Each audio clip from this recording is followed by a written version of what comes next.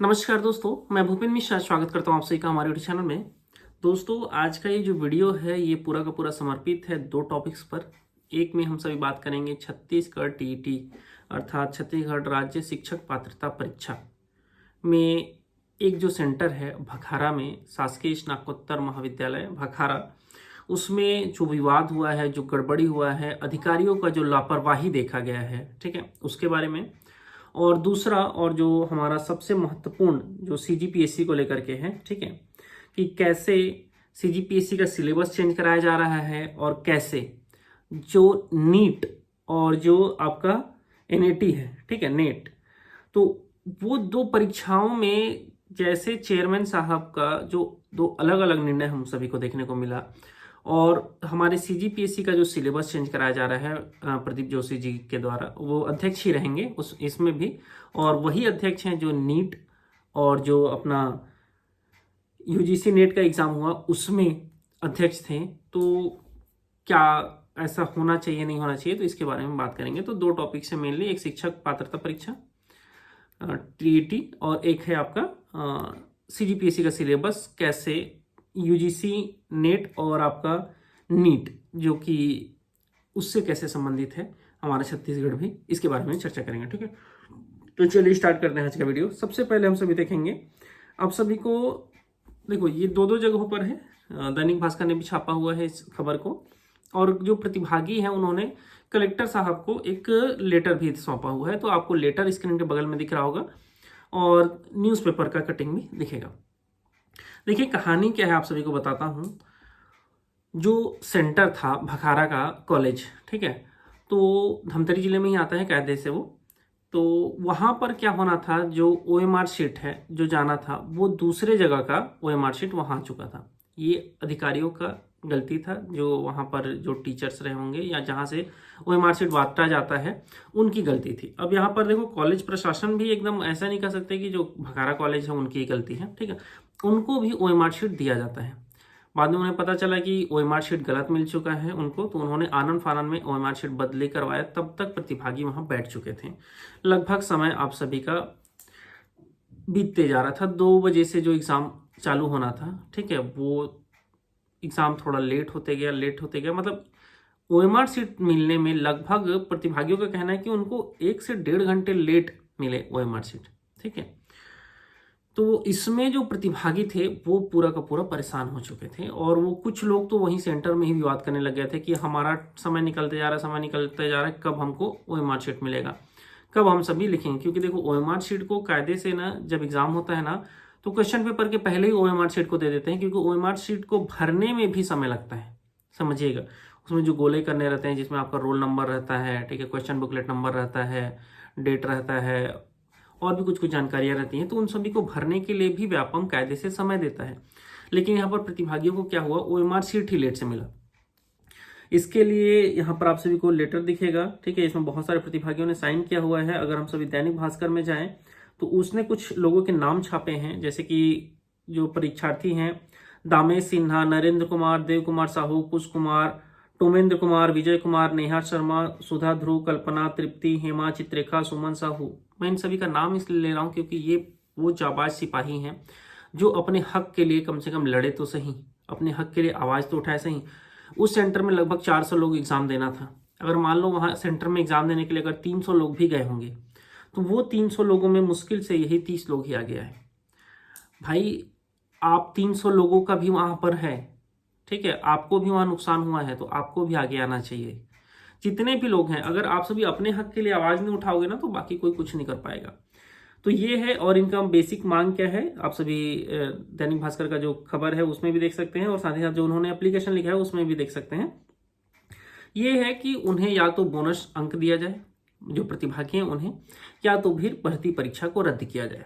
रद्द किया जा सकता है अगर उनको बोनस अंक ना दिया जाए तो।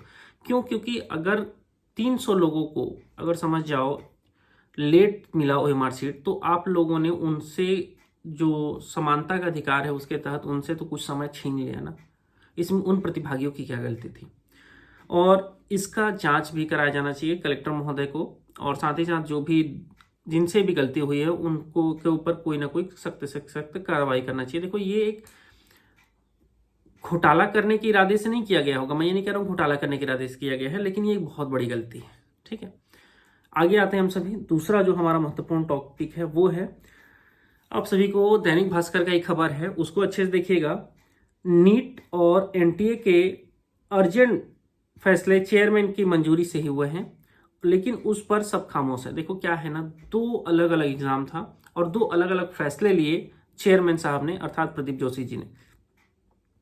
जो नीट का एग्जाम है, आप सभी देखेंगे अच्छे से, उसमें लिखा हुआ है 5 मई को परीक्षा हुई, पेपर लीक के सबूत भी मिले, सुप्रीम कोर्ट में याचिका भी लगी, फिर भी सुनवाई से रिजल्ट जारी हुआ और परीक्षा रद्द नहीं हुई। समझिएगा, पता चल गया घोटाला हुआ है, सब कुछ हो गया है, लेकिन फिर भी परीक्षा को रद्द नहीं किए। ये कब किसमें फैसला आया? चेयरमैन साहब का यूजीसी नीट में। वहीं सॉरी, उसमें नीट वाला जो एग्जाम हुआ था ना उसमें। और वहीं यूजीसी नेट का एग्जाम देखेंगे जो कि 18 जून को परीक्षा हुआ। अगले दिन सरकार को आशंका हुई कि पेपर लीक हुआ है, डार्क नेट पर पेपर मौजूद था, तो एक्शन क्या हुआ? परीक्षा रद्द कर दिया गया। तो ये समझिएगा, दो अलग अलग एग्जाम, एक में नीट था जिसको देख करके लोग डॉक्टर बनेंगे, अगर मान लो वो ऐसे फर्जी डॉक्टर बने तो समझिएगा मरीज बचेगा कि सीधा ऊपर जाएगा। देश की जनसंख्या कम करने का अगर ये तरीका है तो ये बहुत ही गलत तरीका है और भी तरीकों को अपनाया जा सकता है। ठीक है, ऐसे भ्रष्ट लोग अगर जाके डॉक्टर बनेंगे ना तो कितना, कैसे डॉक्टर बनेंगे ये आप सभी समझ सकते हैं, और वो टॉपर रहे होंगे।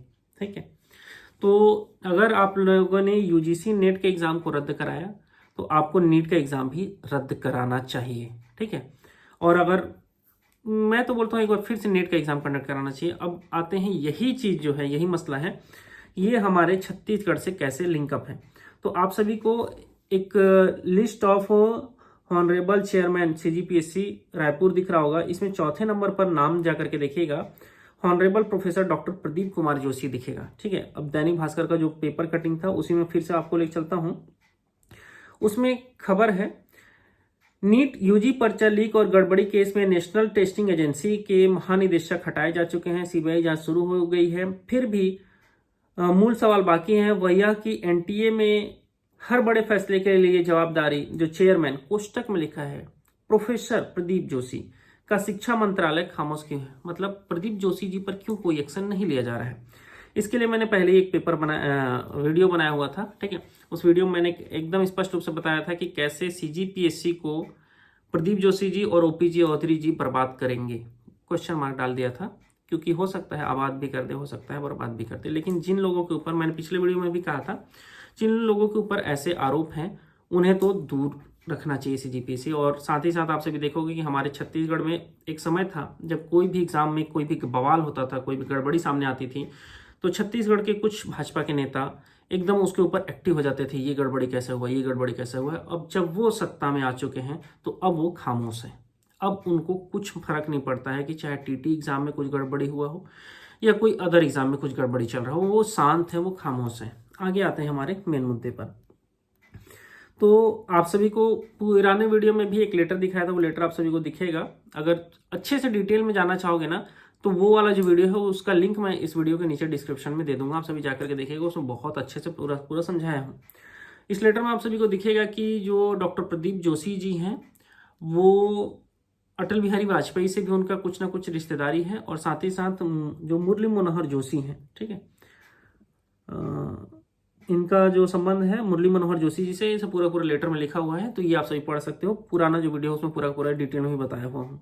ठीक है, और यही जो शख्स हैं ये सीजीपीएससी में जो सिलेबस है उसमें सुधार करने वाले हैं। तो इतना समझिएगा कि कहीं ना कहीं, और इनके ऊपर बहुत सारे विवाद है ना, ये पुराने वीडियो में मैंने पूरा डिटेल में बनाया हुआ, फिर से उन सभी चीज़ों को रिपीट नहीं करना चाहता हूँ, आप सभी उसको जाकर के देख लीजिएगा। ठीक है, बहुत सारे विवाद है डॉक्टर प्रदीप जोशी जी के ऊपर। तो अभी मेंस का पेपर चल रहा है हमारे छत्तीसगढ़ में।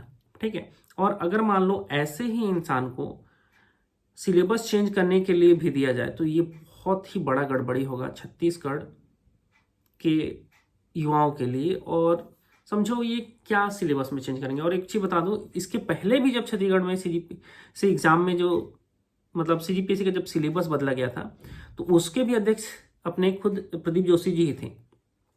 तो एक चीज ये भी सोचने वाली बात है, जिस आदमी ने खुद सिलेबस बदला, क्या वो आदमी फिर से सिलेबस उसी से बदलवाना जरूरी है क्या?